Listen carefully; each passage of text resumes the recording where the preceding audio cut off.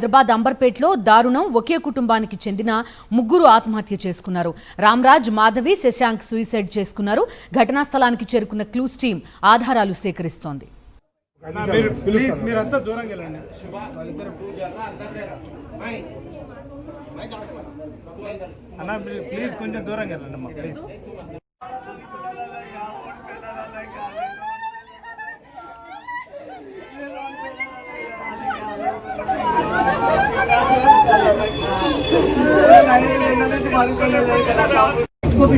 किरण साथ में तुम जाओ अंदर अम्मू के साथ तुम जाओ प्लीज మీరంతా దూరంగా వెళ్ళండి వాళ్ళిద్దరు పూజ अंदर लेरा मैं जाऊंगा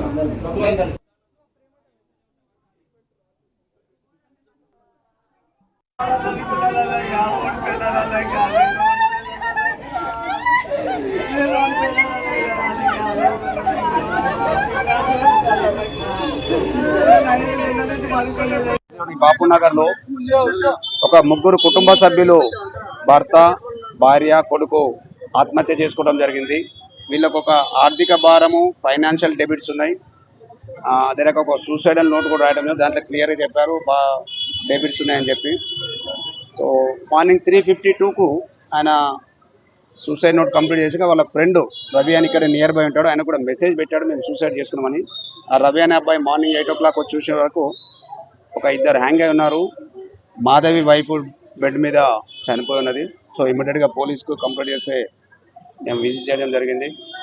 సో దాంట్లో ముఖ్యంగా ఇప్పటివరకు తెలిసింది ఏంటంటే ఈ అప్పుల బాధ, డెబిట్స్, హోటల్లో ఫైనాన్షియల్ డెబిట్స్, అప్పులు ఉన్నాయనే ఉద్దేశంతో ప్రాథమికంగా తెలిసింది. అంటే లేడీ ఒకరు బెడ్ మీద మనకి దొరికారు. So as of now we are not suspecting anything. ఒక సూసైడ్ నోట్ కూడా దొరికింది. అదిలో ఏం రాసింది అది కూడా మేము వెరిఫై చేస్తాము. బాడీస్ ని కూడా మేము హాస్పిటల్ కి పంపించాము ఫర్ పోస్ట్ మార్టం. ఇంకా వెరిఫై చేస్తున్నాము. జస్ట్ సేమ్ కొన్ని డెట్స్ ఉన్నాయి, సో ఫైనాన్షియల్ లాసెస్ ఉన్నాయి అని చెప్తున్నారు. But will verify in all angles.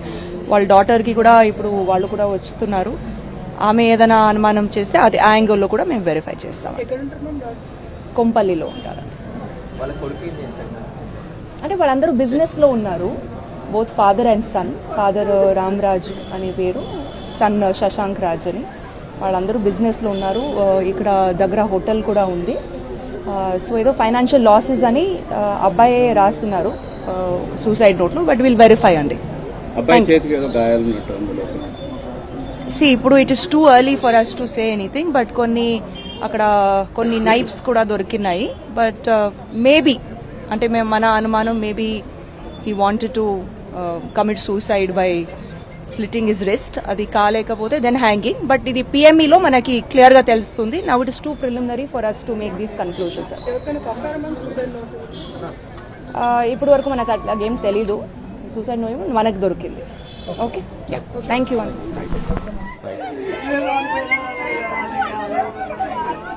అంబర్పేటలో విషాదం చూస్తున్నా. ఒకే కుటుంబానికి చెందిన ముగ్గురు ఆత్మహత్య చేసుకోవడం కలకలం సృష్టిస్తోంది.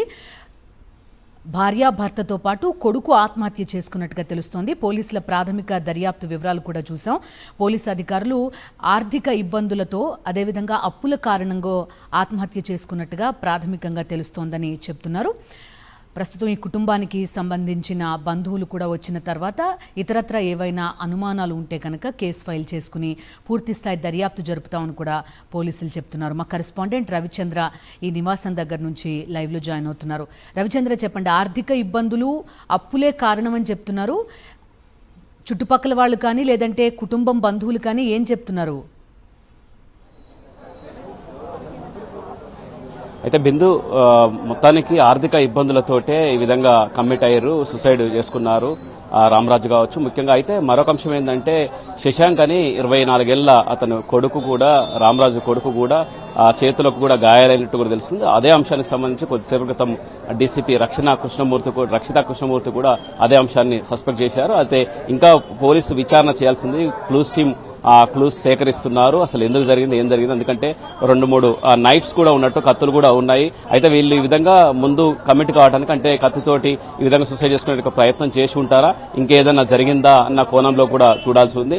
అంతేకాకుండా ఇటు శశాంక్ కావచ్చు, శశాంక్ తండ్రి రామరాజు కావచ్చు, వీళ్ళిద్దరు కూడా హ్యాంగింగ్ చేసుకుని చనిపోయారు. అంతేకాకుండా వాళ్ళ తల్లి, శశాంక్ వాళ్ళ తల్లి కూడా బెడ్ మీద చనిపోవడంతో అనుమానాలకు తావిస్తుంది. ఇంకా పూర్తిగా విచారణ చేయాల్సి ఉందంటూ కూడా పోలీసులు అదే కోణంలో చెప్తున్నారు. పోలీసులు కూడా విచారణ చేపడుతుంది. ఎందుకంటే ఆమెను ఎవరన్నా చంపారా, లేదంటే ఈ విధంగా ఎవరైనా కమిట్ చేశారా, లేదంటే ఆమె చనిపోయిందా, ఏంది, ఇంకా కోణంలో చాలా అనుమానాలు ఉన్నాయి. ఈ ఆత్మహత్యలకు సంబంధించి చాలా అనుమానాలు కూడా ఉన్నాయి. అనుమానాలు నివృత్తి చేసేందుకు క్లూస్ టీం కూడా సేకరిస్తుంది. అంతేకాకుండా డీసీపీ కూడా స్వయంగా డీసీపీ కూడా రక్షణ కృష్ణమూర్తి కూడా వచ్చేసి ఇప్పుడే కొద్దిసేపు క్రితం రూమ్ లోకి వెళ్లారు. ఒకసారి చూడొచ్చు, ఇక్కడ ఉన్నట్టుగా ఇదే నివాసంలో ఉంటున్నారు వీళ్ళు. అంబర్పేటలో బాపు నగరి కాలనీలో ఉన్నట్టుగా ఇందులో పైన పెంట్ హౌస్ ఉంటుంది, ఇక్కడ పైన ఉంటున్నారు. ఇప్పుడు చూడొచ్చు ఇందులో ఉన్న వాళ్ళకి సంబంధించిన మిగతా ఆధారాలు కూడా సేకరిస్తున్నారు. ఇక్కడ ఇది ముందు రూము. అయితే లోపల రూమ్ లో, ఈ ముందు రూమ్ లో ఇక్కడ వీళ్ళిద్దరు తండ్రి కావచ్చు, కొడుకు కావచ్చు, రామరాజు కావచ్చు, ఇక్కడ శశాంక్ కావచ్చు, ఇక్కడ చనిపోతే ఆత్మహత్య చేసుకుంటే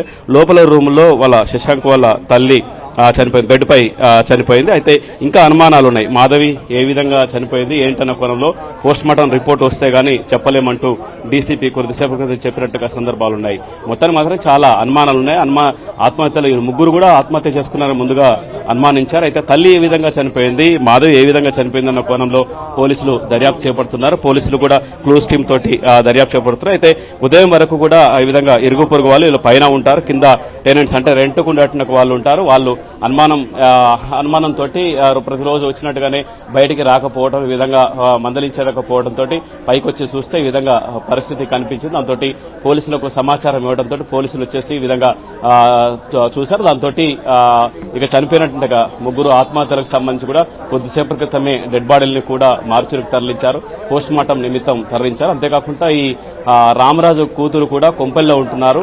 ఆమె వస్తే గానీ ఇంకా పూర్తి వివరాలు తెలుస్తాయి. వారితో ఏం మాట్లాడరు. కొంపల్లున్న రామరాజు కూతురుతో వీళ్ళు ఏమైనా మాట్లాడారు, అంతకంటే ముందు ఏమైనా మాట్లాడారన్న కోణంలో కూడా ఆమె వస్తే గానీ ఇంకా తెలుస్తుందంటూ చెప్తున్నారు పోలీసులు. మొత్తానికి మాత్రం అత్యంత విషాద ఘటన చోటు చేసుకుంది, దారుణం చేసుకుంది. ఒకే కుటుంబానికి సంబంధించి ముగ్గురు కూడా భార్యాభర్తలు, కొడుకు శశాంక్ ఈ విధంగా చనిపోవడంతో, ఆత్మహత్య చేసుకోవడంతో మొత్తం విషాద ఛాయలు నెలకొన్నాయని చెప్పుకోవచ్చు. ఆయనకు సంబంధించి రామరాజు సంబంధించిన బంధువులు కూడా ఇప్పుడే చేరుకుంటున్నారు. కొంతమంది ఇక్కడ కూడా ఉన్నారు, ఇప్పుడు ఇక్కడే వచ్చారు. ఇక్కడికి వాళ్ళతో కూడా మాట్లాడే ప్రయత్నం చేద్దాం. ఒకసారి చిన్నోడిని మ్యారేజ్ కాలే, ఈ బిల్డింగ్ వాళ్ళదే, ఇంత పెద్ద బిల్డింగ్ వాళ్ళదే, ప్రాపర్టీస్ ఉన్నాయి, గన్నవల్ల మంచి ల్యాండ్ ఉంది, వేరే ప్రాపర్టీస్ ఉన్నాయి, లేవల్ కాదు.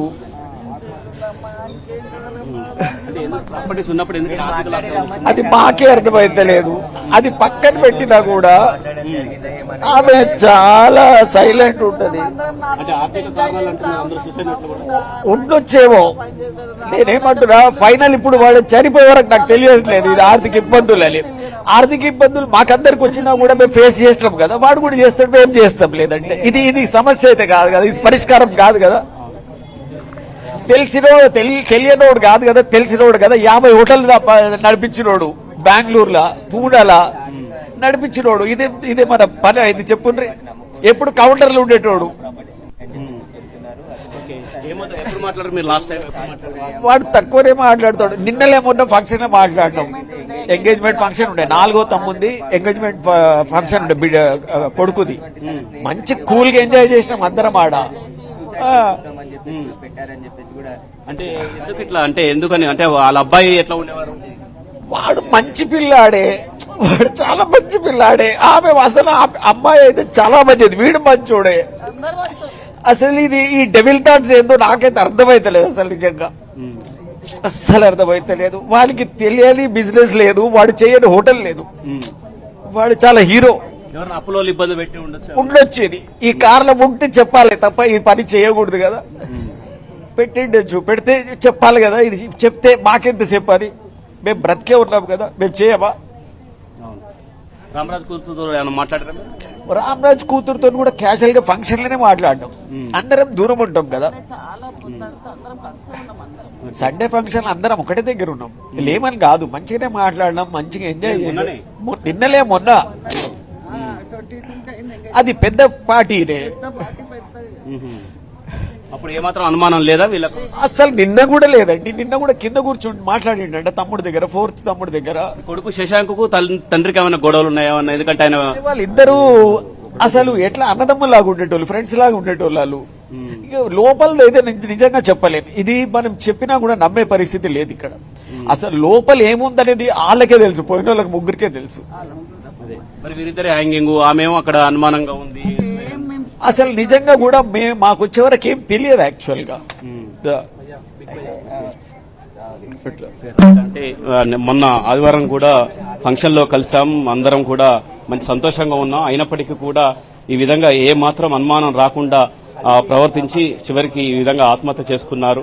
ఇంకా కారణాలు తెలియాల్సి ఉంది, అది ఏమాత్రం అనుమానం లేదు. అందరితో కూడా మంచిగా ఉండేవారు.